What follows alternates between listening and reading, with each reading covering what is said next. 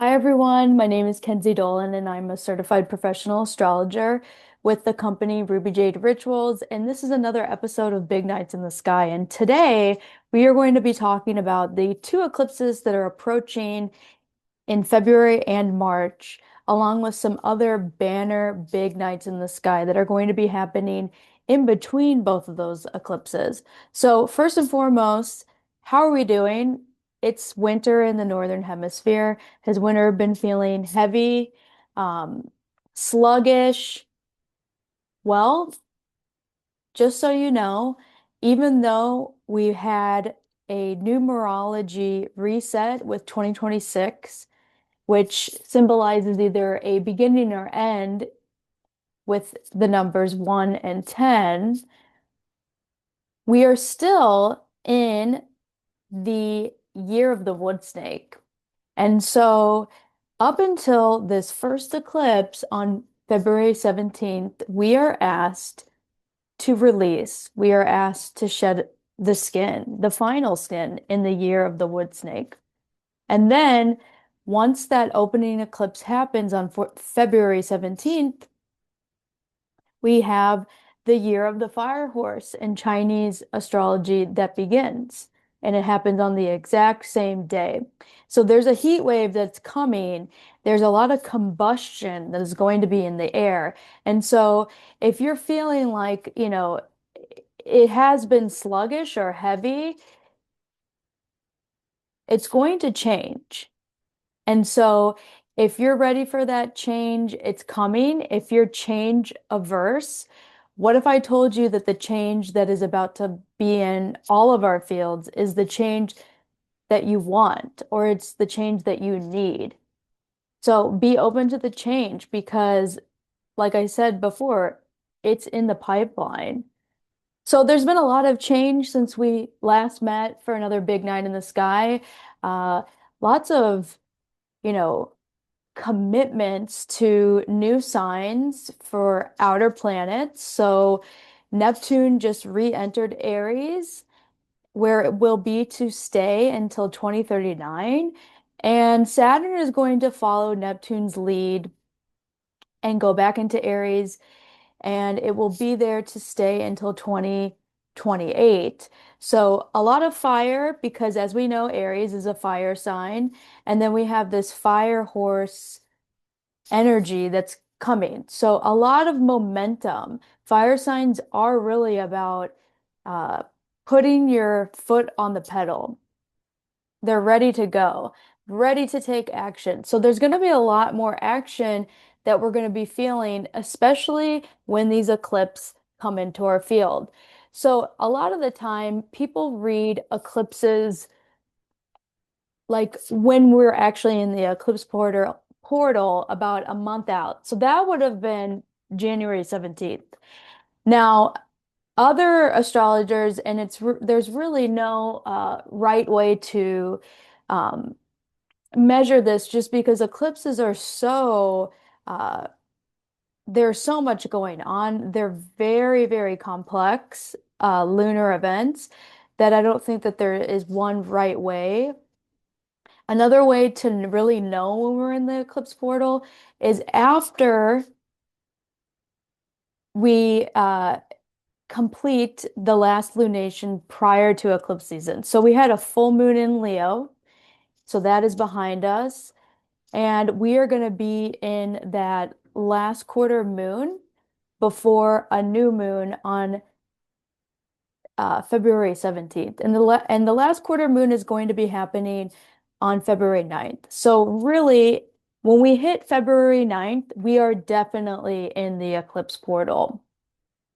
So that is going to be happening quite soon. And if you've already kind of felt like the winds are changing, that makes sense because eclipses accelerate change, they accelerate fate. These are fated events. And so I've talked a lot about, what we do during eclipse season, what we do not do during eclipse season. I've talked about, the different types of eclipses, whether they're total versus partial versus annular, how eclipses form. the things that I would like for you to shed on the Pisces Virgo axis. And today we're going to be introducing a new shedding for the Aquarius Leo axis. Um, and I've talked to you more about the different charts. So what we're going to do is we're going to do similar things. I thought what we could do first is look at the Aquarius chart, talk about this new axis that's upon us and what we will be working with. And then I will t give you the dates of the entire eclipse story for both this Aquarius eclipse and this Virgo eclipse. I'm going to be talking about this Aries-Neptune conjunction that's going to be happening in the middle of these two eclipses. And then we're going to go ahead and wrap it up with some tarot and oracle. And if you would like to learn more about each of these eclipses, I have two events online that are coming up right before each eclipse. It's the New Wave of Witches, and I would be happy to answer any of your questions live on those astrology salon nights. So let's go ahead and get into it. Um, by showing the first eclipse that's going to be happening in the sign of Aquarius. So this is a brand new eclipse story. And, you know, in 2025, we had two eclipse stories going on, and we're going to be having that in 2026. So, in 2026, we're going to be introducing the Aquarius and Leo eclipse axis. And we haven't worked with this particular setup with the North Node being in Aquarius and the South Node being in Leo since 2008, 2009. So it's been quite some time. And it's time to evolve both of these signs. And what I said in the last new wave of witches for the full moon in Leo, it was one final release of what we know to be true of those two archetypes, Leo and Aquarius, before we start working on these axes and evolve these signs. So a lot of people, are talking about the great age of Aquarius, and I want to go ahead and touch on this, and I've talked about it before, but we are not in the age of Aquarius. It's impossible to know like when that begins and when that ends because these are long stretches of time. I think a lot of people are getting that confused with Pluto's transit in Aquarius. But I do want to tell you that before the great ages shift, there's a period of time about 700 to 900 years before the great ages officially switch. And so we're definitely in that transition phase where we're starting to see signs of the next great age that we'll be in, which is the great age of Aquarius. We're moving from the great age of Pisces into the great age of Aquarius. And so, just so you know, we are getting remnants of that great age of Aquarius, but we're still very much in the great age of Pisces. Um, Within each great age, uh, there's different eras that last about 180 years, and then within the eras, there's phases, and there's 12 different phases that last about 15 years. So right now, we are in the great age of no, sorry, the great age of Pisces in the Pisces era, and we're actually in the Cancer phase. So if you think about the progression of the zodiac, Aries to Pisces, Cancer is still pretty early in that 12 sign cycle, Cancer being the fourth sign out of the 12 signs. So we still have a lot of time to go, but we will be still seeing, you know, previews of this great age of Aquarius, and I really do feel like this eclipse is one of those previews. This story with the North Node being in Aquarius and being in a position of power will really kind of paint that picture a little bit more. Now, the North Node is not in Aquarius quite yet. We are still working with a North Node in Pisces, and we'll talk more about that when we show the second eclipse, the one that is working on that Pisces Virgo axis. But let's go ahead and focus on the one that we have in front of us. So, this eclipse is going to be happening the same day as the Chinese Lunar New Year. And really, it is the change that you want or need. It is going to come in really hot. Fire and air is combustion. So there's going to be combustion in the sky. And so just realize that if you feel like, the year so far has been heavy, which, most astrologers, even like myself, we don't really look at the new year at 1/1. We look at it at the spring equinox. So winter is actually really a time for us to let things die, to be a little bit heavier, to go a little bit slower, to slow down in general. So if you're watching this leading up to February 17th, I want you to let something release, shed, die. I want you to go slow. I want you to enjoy the heavy energy because on February 17th, that is going to change. We are going to be working on the Saros cycle 121 for this eclipse, and this eclipse is going to be visible in places like South Africa, South America in the southern part, the Pacific and Atlantic oceans, the Indian Ocean, Antarctica.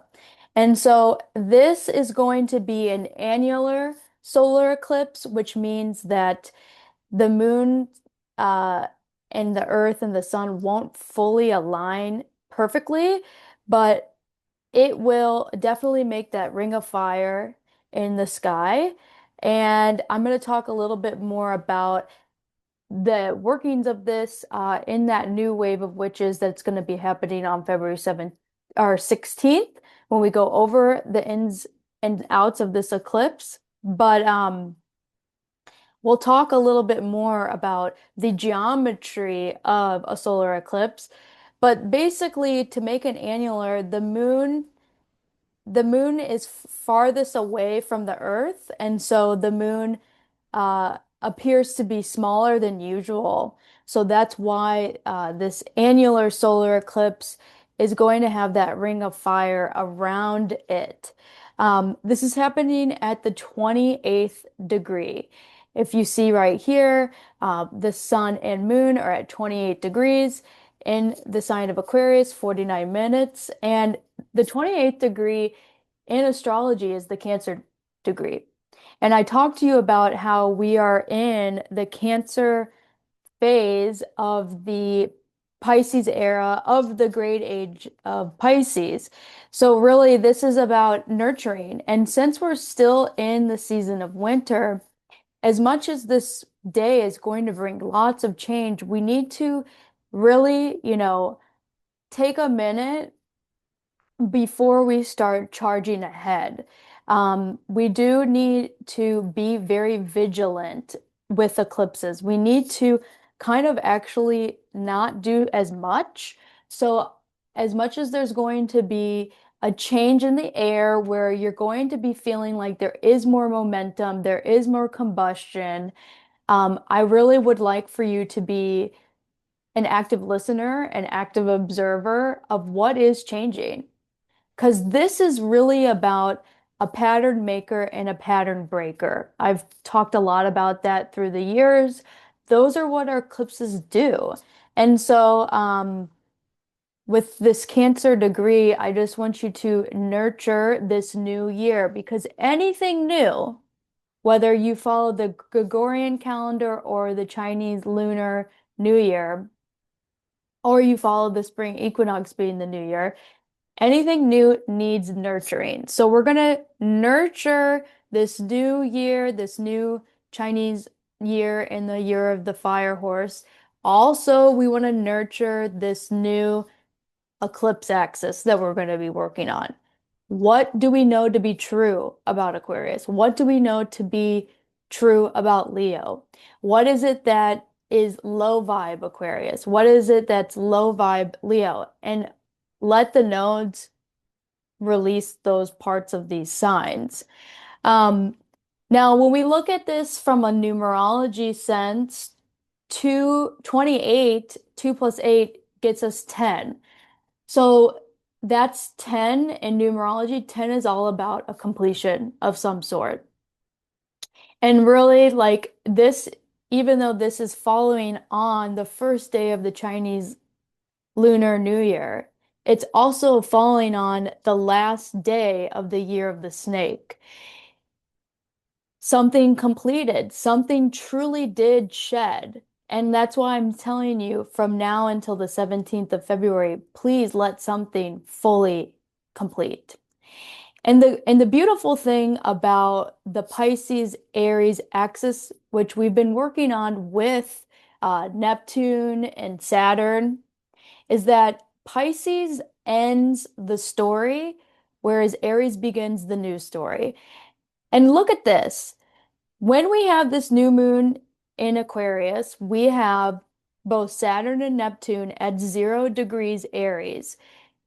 They are hanging out at that 0 degrees Aries point around both of these eclipses.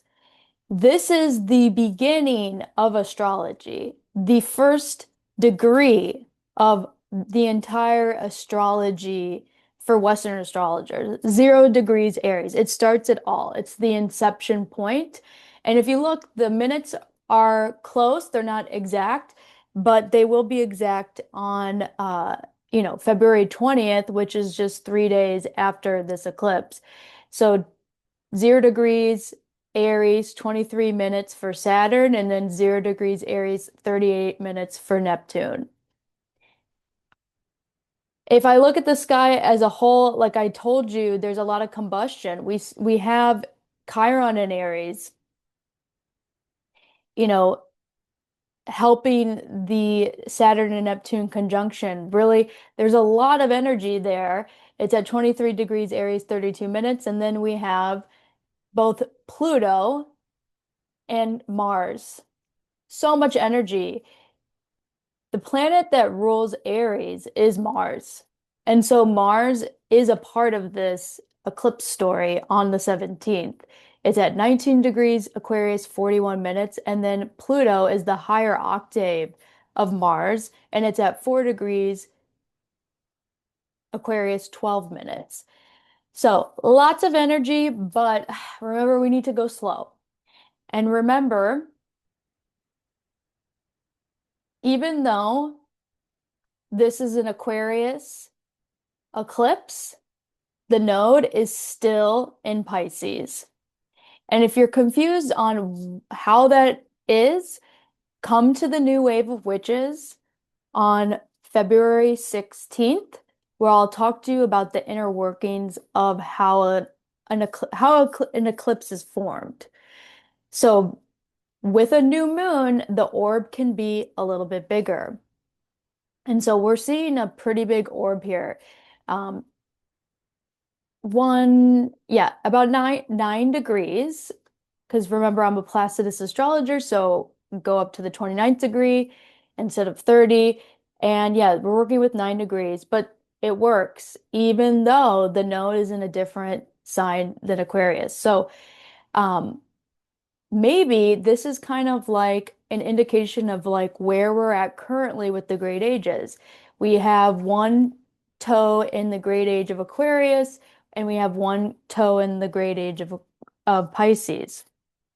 The age of Pisces is really about, releasing the victim martyr syndrome, releasing the escapism, like the delusion, the illusion, um, all that stuff. It's also about religious wars that we are actually still seeing. Um, and then the great age of Aquarius, we haven't been in it quite yet, but it's really about technology. So AI has been really big, of a big topic. Medical breakthroughs. We had all those vaccines that happened to be released around the Jupiter-Saturn conjunction back in 2020, the Grand Conjunction. So It will be a lot about, you know, robots. That's another thing where the music industry is even seeing people that are robots that are making music. Um, so this eclipse is kind of like showing where we're at almost in the great ages, how we're in between both of these signs, and both of these signs are very old. You know, Aquarius rules community, and Pisces really is all about uh, dissolving boundaries, and so really seeing people for humans, and not really seeing any type of differences, realizing that we're all interconnected. So there's a lot of selflessness with both of these signs, and we're seeing a lot of compassion in communities where people are wanting to protest and to speak up and use their voices. And both of these signs do work with areas in the body that are more towards the ground. So Aquarius rules the ankles, which allows us to stand up for ourselves, where Pisces rules the feet, and we can map out the entire body in the foot. We feel everything in the foot. So very interesting. I want to talk a little bit about, the three things that Leo and Aquarius are going to need to be releasing. And really, the North Node is going to go into Aquarius. So Pisces is going to pass the baton to Aquarius. And so Pisces right now is in a position of power, and Aquarius will be in that position of power once that baton is tossed. And, being in a position of power is a good thing.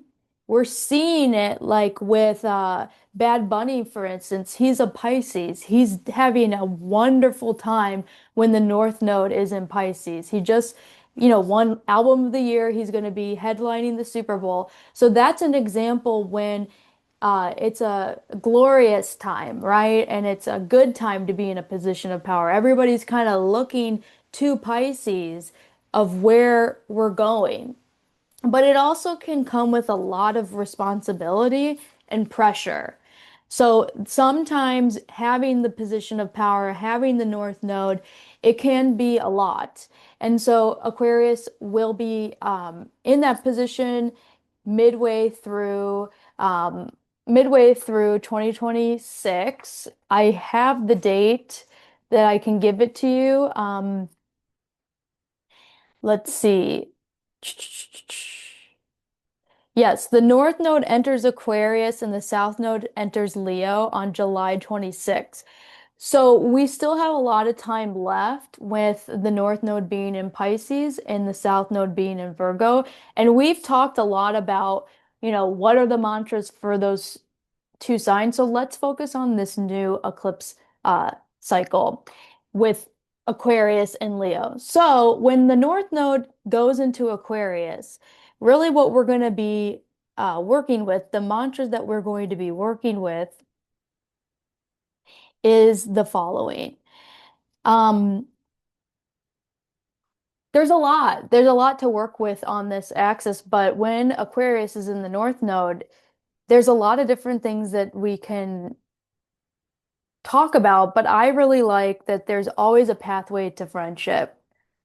Aquarius is the sign of friendship, and I feel like there is so much civil unrest and so much disagreement that it's really important to start befriending people.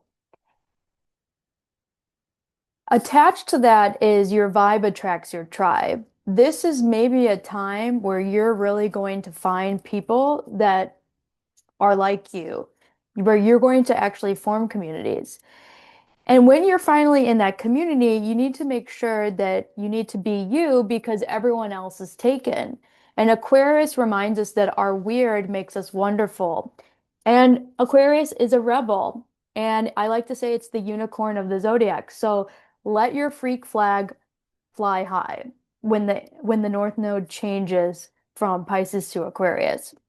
Now, with the South Node being in Virgo and then, moving into Leo, Leo is going to be in that hot seat, and Leo is going to need to shed a few things. And the things that Leo is going to need to shed is the following. Number one, Leo needs to shed making mountains out of molehills or making mountains out of anthills. Being overly dramatic isn't going to work, especially in this time frame. There's a lot of drama that's happening. It's actually more important uh, to not be dramatic because a lot of dramatic things have been happening where people have been losing their lives when they shouldn't be losing their lives. And I'm talking about the two people that were protesting in Minnesota. We need to release that drama. You need to release the drama that you don't need. Because if you think about it, a cross from Leo is the most logical sign of the zodiac, and that is Aquarius. It doesn't have a lot of emotion. It doesn't get overheated. It knows when to time out. And so we really need to not uh, fan the flame. We do not need to fan the flame. And in fact, I'm going to put that down. The second thing that Leo needs to release is release always being in the limelight. I know, Leo, you like to be center stage, and that's wonderful because you teach everybody that we all have a sparkle of some sort. But really, this time is actually about allowing yourself to step into the supporting actor or actress role and let somebody else take center stage. And once again, the opposite of Leo is Aquarius. And Aquarius wants to put the less fortunate on the pedestal because it's a humanitarian sign. So that is where that supporting actor and actress comes in and why it's such a big theme during this time because we need to allow people that don't normally get the limelight to have it to really evolve, the Leo archetype. And the last thing that Leo needs to release is pride because it is not protecting your peace. How many people have you seen in today's world that are so prideful on trying to be right all the time? We can just talk about like the world leaders that are on the stage. They love to be right. And who has been a leader in the last couple years that has fallen on the sword and done it in a very mature way? No one. And Aquarius does rule the sword suits in tarot. So, you know, I'm going to put it down and again, you'll have to fall on the sword. You'll have to admit when you're wrong or when you acted out of line. Good stuff. Okay, so those are the three things for the Leo Aquarius axis. Now, what I'm going to give you the dates, the full dates of this story. And it's going to begin on February 17th with an Aquarius solar eclipse at 28 degrees. The next eclipse in this eclipse story is August 12th, 2026, and that is a Leo solar eclipse. And I will share the other dates in the new wave of witches. So we will go over all the other dates for this eclipse axis. I'm just going to give you two for the time being. So you can put these in your journal, February 17th, 2026 and August 12th, 2026. Okay, those are two dates for you to know. And we're going to be working with Aquarius at the 28th degree and Leo at the 20th degree, both being solar eclipses. Um, what I do want to talk about is how that just looking at these eclipses that we've been going over. We've been doing these big nights in the sky since the Aries and Libra eclipses back in 2023. So it's been about 3 years that I've been interpreting eclipses for you all. And when I look at like the all the eclipses uh, that open up these eclipse stories, when it's in yang signs, so fire or air, the eclipses open up with a solar eclipse, a pattern maker. Because remember, new moons are all about new beginnings. And so this is a new moon times 10. So that happened in 2023 when the Aries axis opened up, when the North Node was in Aries, and that was the lone wolf era. And it's happening again when the North Node will be in Aquarius. And there's always a path to friendship, the path to friendship era. Now, when we're working with the yin signs, I did cover the Taurus and Scorpio eclipses, but I'm just going to focus on the Pisces and Virgo axis. That opened up with a lunar eclipse, a pattern breaker, a full moon times 10. So it's really, really interesting how these eclipses are speaking to us in different ways. And so when I look at this in general, the ruler of this eclipse is Uranus because the sun and the moon are in Aquarius, and Uranus is definitely in the conversation. I'm looking at all the, fixed signs, and I really don't see much communicating with uh, with the with the sun and the moon, but Uranus is definitely doing that. And Uranus just went direct in the sign of Taurus, and this is the last hurrah in Taurus. Uranus has been in Taurus for about 8 years. It's in fall when it's in Taurus. Uranus is the planet of the sky, and Taurus is the roots of the soil. So this combination has had a little bit of challenge. And so, like I told you, there is a lot of change because eclipses bring change, but this eclipse is in the sign of change. Aquarius is most passionate about change. And then Uranus is squaring this eclipse. It is communicating with this eclipse. It is saying, yes, change is coming, but with it, there's going to be a lot of character building. The change might not feel comfortable because it's in fixed signs. And when we think about the fixed signs, is they hold the seasons in place. Aquarius season is in the middle of winter in the northern hemisphere. Taurus season is in the middle of spring in the northern hemisphere. So we need to exercise caution, and we always need to do that during eclipses. And really, we see that with the square with Uranus at 27 degrees Taurus in 32 minutes. One really sweet thing about the node is that Venus is co in conjunction with the node. Um, this is a very softening uh, conjunction. It's very sweet. The North Node is about destiny, and Venus is about, reception. And it's about reception of love, reception of money, prosperity, abundance. So there's something that's really nice. It's like a gift that's here.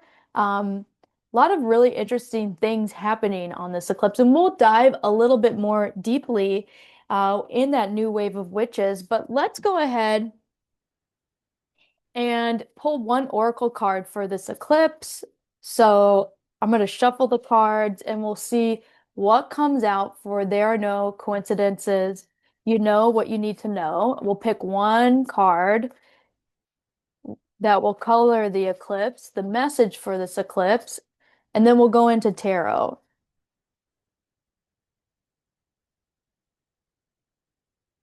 And these bells, if you've ever gotten a reading from me, you know that they're special. They come from enchantments, and they're really about letting the spirit world know that it's safe to come in. And the spirit world really does communicate during these eclipses, and it's because of the Saros cycles. The Saros cycles link all these eclipses from the inception of time up until the end of time.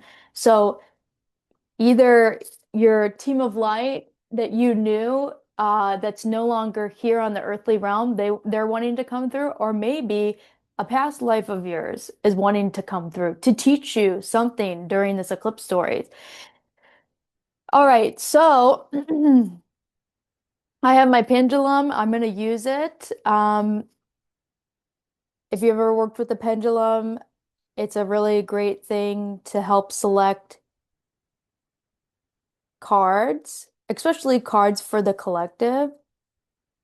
And so I'm hovering it over these oracle cards, and when it spins clockwise, it's a nod to yes. And I see this card that's popping out. It has red on it. And since this is the eclipse for February, this is right after Valentine's Day. I'm going to pick this card and look at that. It's air. Aquarius is the oldest air sign of the zodiac.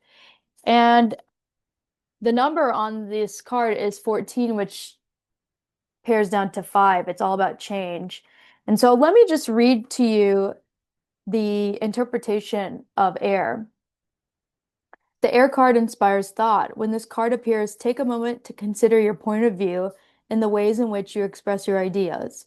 Are you being fair, balanced, open-minded? If so, the presence of air may arrive as an affirmation, substantiating your ability to cultivate creative solutions to complicated circumstances, your ability to rise above the chaos, breaking the situation into smaller molecules. Will it enable you to communicate your innate truths? Or perhaps you need some air, whether you're cracking a window, stepping out for a brisk walk, or simply moving into a different room. The air card may signal a need to make environmental changes. Fundamentally, air is ambiance. So if your conditions feel stifling or suffocating, the best solution may be a change of scenery. And things to look for around this eclipse as a confirmation of this oracle card are Wi-Fi signals, puzzles, wind, smog. Keywords associated with the air oracle card is thoughts, networks, nerves, connections. All right, and we're going to do the same thing with tarot. So tarot,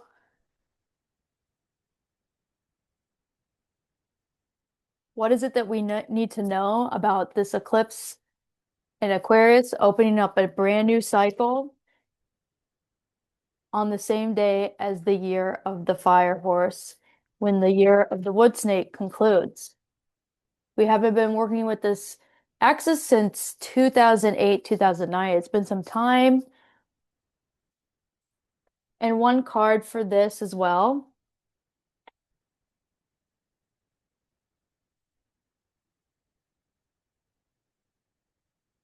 I have a feeling I know which card it is, but I am going to use the pendulum to pick. And I'm going to go to that card.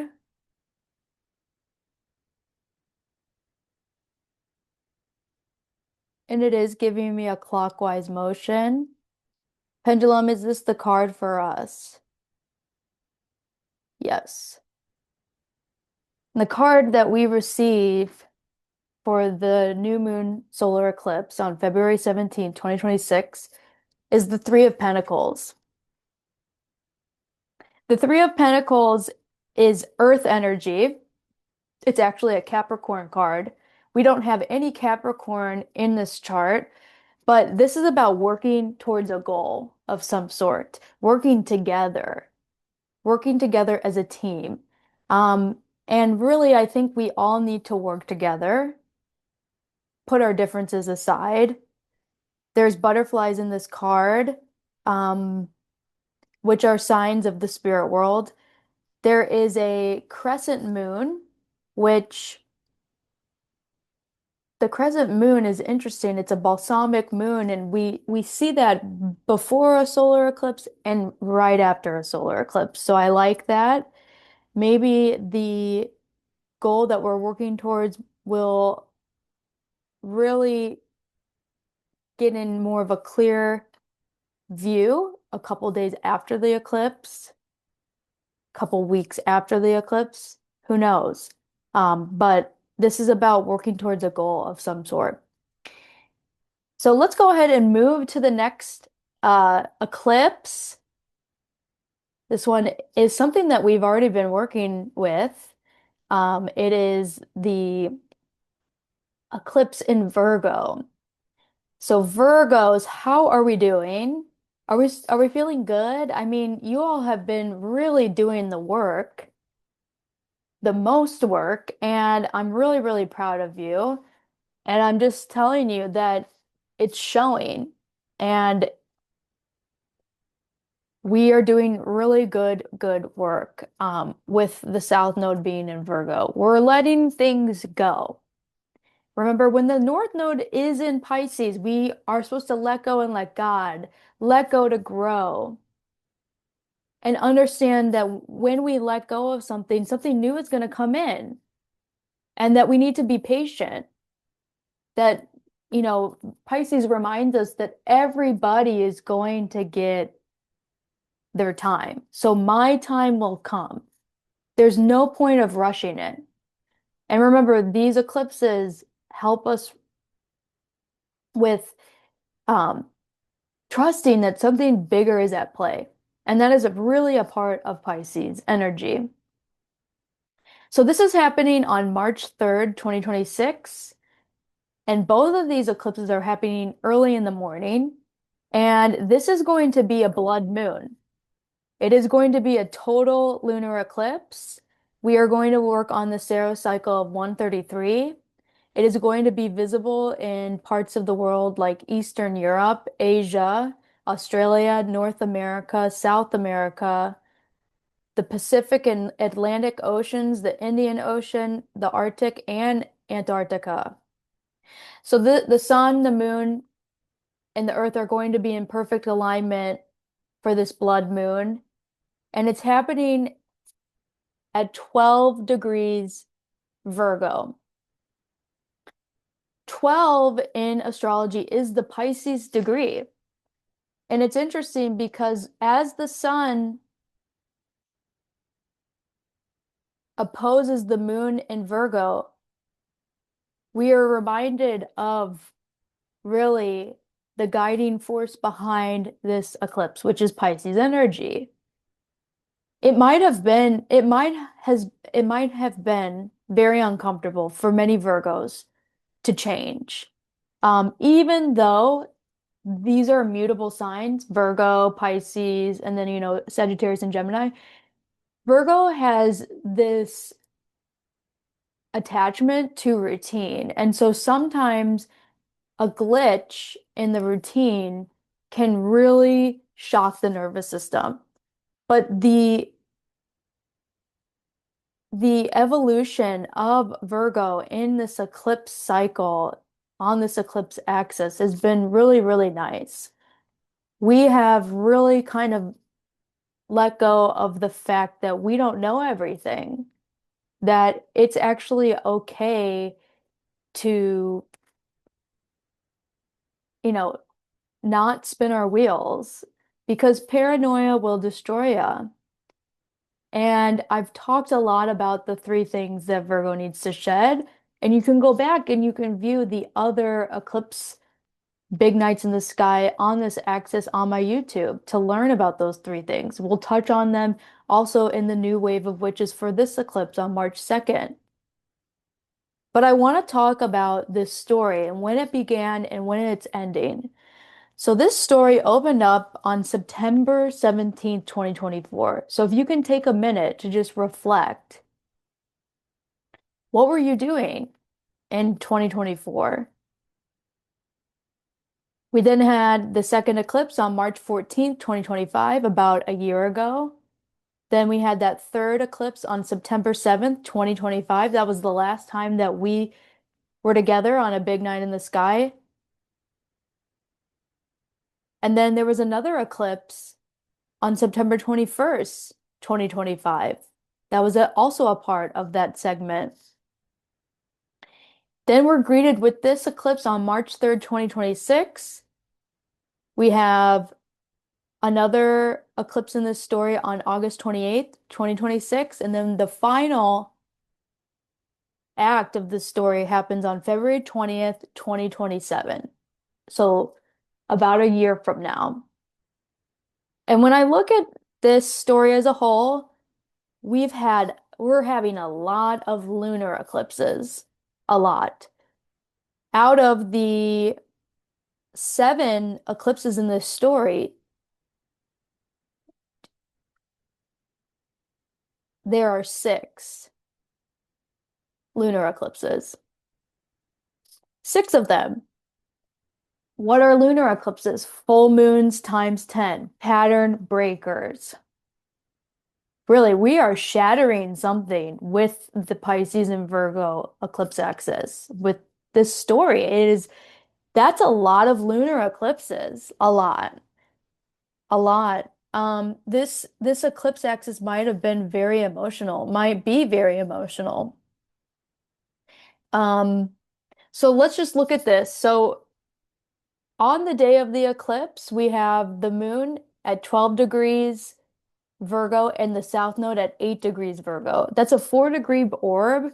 Remember, I think I mentioned this, and we'll talk more about it in the new wave of witches. But the orb needs to be actually a little bit smaller for a lunar eclipse to be happening. So we see that here, and opposing the moon and the south node is the sun. The sun is at 12 degrees Pisces, 53 minutes, and the north node is there at 8 degrees Pisces, 59 minutes.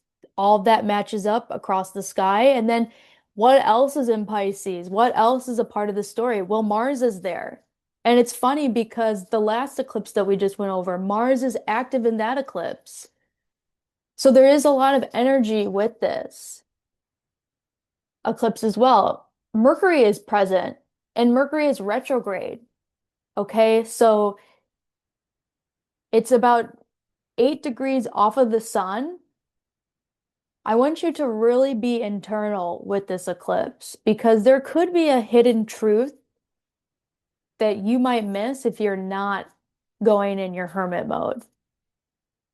Venus is also present at 26 degrees Pisces. There's a softness with this placement of Venus. Venus does really good work in Pisces. And it's another reminder to shh, be quiet, because I want you to be an active listener. Things that came up last year could be making a lot more sense. I remember the lunar eclipse in Virgo last year for myself. It was very emotional. Like I was definitely battling past versions of myself where, I was almost operating out of an old operating system. And it really came out of nowhere. So that's just an example of how sometimes your past version of yourself like wants to communicate to you.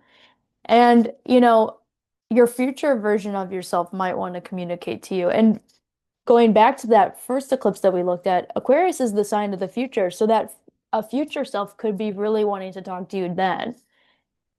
And really with this, being a lunar eclipse, this is, the moon is going to be the focal point, really, and the moon is the organ of the past. So maybe a past version of yourself wants to communicate to you. Um, the Pisces degree is very active. Pisces is all about being compassionate. We're going to be still in winter at this point. We do need to still like be very gentle with ourselves and understand that, we are letting things die and we are in a grieving process still on March 3rd because the spring equinox does not greet us until I have the date for you, March 20th, 2026. Um, when we look at 12 for numerology, we would pare that down to 3.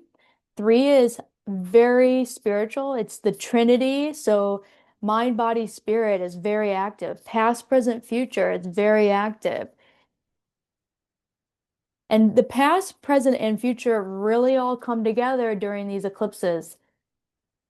So you might be feeling the effects that time just doesn't really make sense. That is a symptom of eclipses. You could be future pacing. You could be really thinking about the past around eclipses. So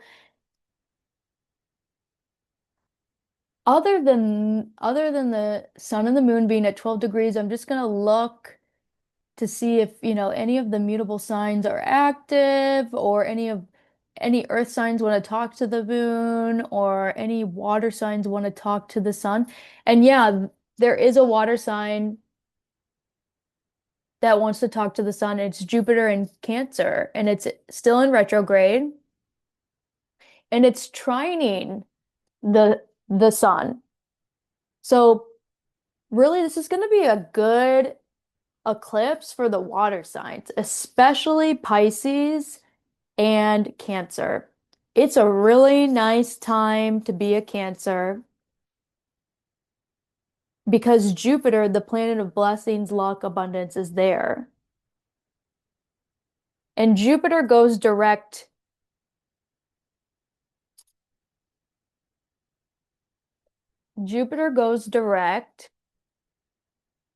on March 10th, 2026. So there's this last couple days of Jupiter being retrograde where we're reassessing maybe some of the things where um, we bit off a little bit more than we could chew. We said yes when we really should have said no. And with the Jupiter retrograde, we really take time to reassess those decisions. Maybe there was something that felt like it was too good to be true as well. And you kind of sunk your teeth in it and you realize that, yeah, that's not really it. So that's been happening. We've been in that period. Um, and so when Jupiter goes direct, there is going to be a lot of acceleration of like yummy energy, I'll say. And so, the this eclipse in general, like with that trine, it's just there's a lot of support where this could possibly be like a preview of like all that good energy that's about to come in. Um, the water signs really do well when they work together. They're just really intuitive signs that just understand each other with no words spoken. They like kind of just give themselves a nod or a look and they kind of are on the same page. So let's see what the message is with the oracle card for this full moon lunar eclipse in Virgo on March 3rd, 2026, working on the Pisces and Virgo axis. What is it that we need to know?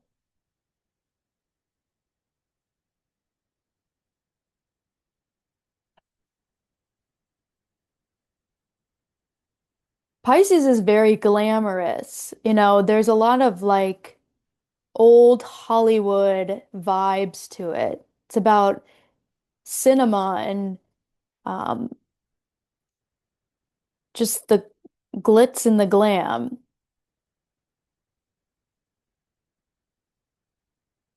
You can also think of mermaids with Pisces.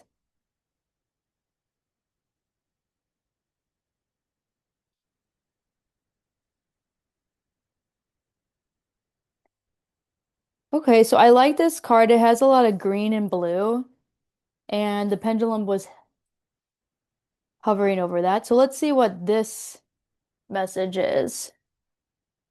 The moon. And it's interesting because in tarot, the moon card is actually associated with Pisces energy. rather than Cancer energy. But this, I could read this a couple different ways. We could say Cancer energy is coming through, which it is. That's the last aspect that I just covered.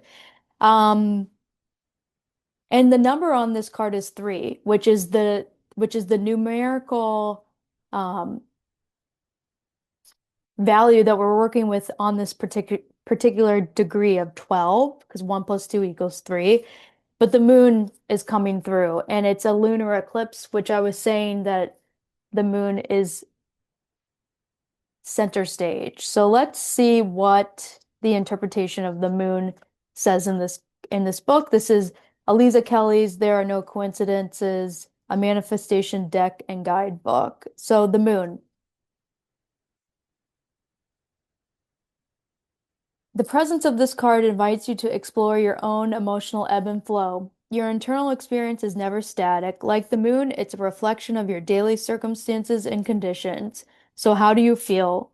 When you drop inward, what does your psyche, your dreams, your subconscious, your private narrative have to say? Sometimes these truths must be presented publicly, just as the magnanimous full moon demands attention. But other times, these discoveries are private and personal. And awareness of these complex emotional experiences best processed intimately. Regardless of how you choose to express your inner world, remember that even when the moon isn't visible, our psychological experience is ever present. To honor the moon is to recognize its incredible impact on virtually every aspect of our lives. Embrace the fluctuation. And the tank items that will be a confirmation of this oracle card for all of us would be nighttime, crescents, pearls, silver, and the zodiac sign of Cancer. So maybe you meet a Cancer during this full moon lunar eclipse in Virgo that opens a door for you because Jupiter is the planet that opens doors. And Jupiter is in Cancer right now. The key words with this card are compassion, nourishment, privacy, and sensitivity. This is a nourishing eclipse. I see it in the chart. Whew. All right, so we're going to do the same thing with tarot, and then we're going to close it out, and I'm going to see all of you in the new wave of witches. There's a couple other things that are going to be happening. The Saturn return mastermind will be happening on February 10th before Saturn moves into Aries. That's where I'm going to blend my background in the music industry and my background in astrology. It's going to be a very fun mastermind, all about the Saturn return. That is a lot of the time dreaded, but I'm a Capricorn stellium. I love the Saturn return. I think it's a great rite of passage. And then I have um, a grief circle called It's Not Really Over the Gathering. Two more of those, one in February, one in March, and then Rise from the Ashes, the rally, a coaching call, two more of those, one in February, one in March. So check out my Eventbrite. You'll see all those online events listed. They're free to sign up. They're donation based. I would love to have you there. All right. So Tara, what do we need to know about this continuing act of the Pisces North Node, Virgo South Node eclipse story? I like the card on top. Are we gonna pick that card, Pendulum? And it's swinging, yes. So we're gonna pick the one right on top. And the message is the Three of Pentacles. I love that. I think that that's really, really special because when I was reading There Are No Coincidences, one of the tank items for the moon card is crescents. And I was saying there is a balsamic moon, a crescent moon in this card.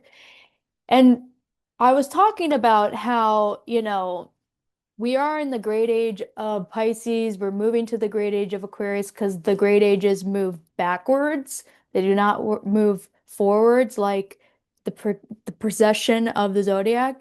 And we were talking about how both of these signs Pisces and Aquarius, there's something about seeing people for who they are, seeing people for people, working together to complete a goal. And so this message for this eclipse is really kind of the same, even though they're two different signs. The Three of Pentacles is a Capricorn card, like I said,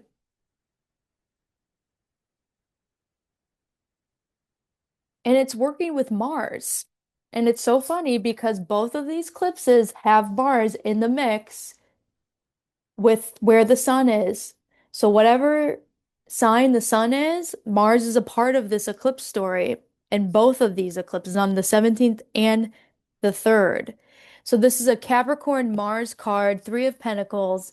And in Liz Houston, or I think it's Huston's deck, the Dream Keepers Tarot deck, she writes, working with others towards a mutual goal.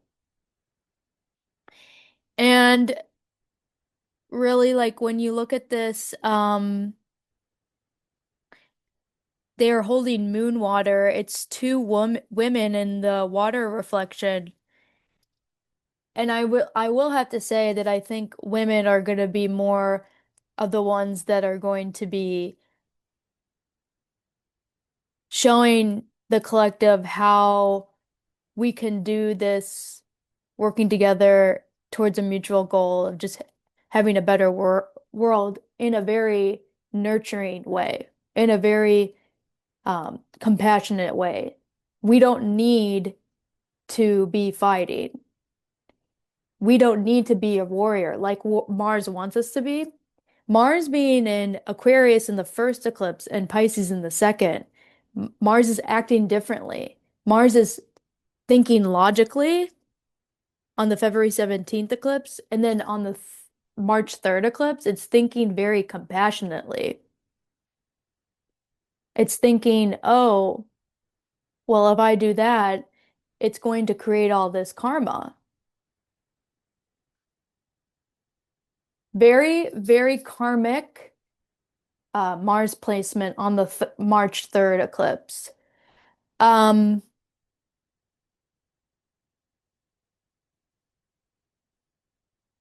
but really, this is all about, just allowing the spirit world to be the third party that works towards this mutual goal because it's you and a neighbor, and then the third party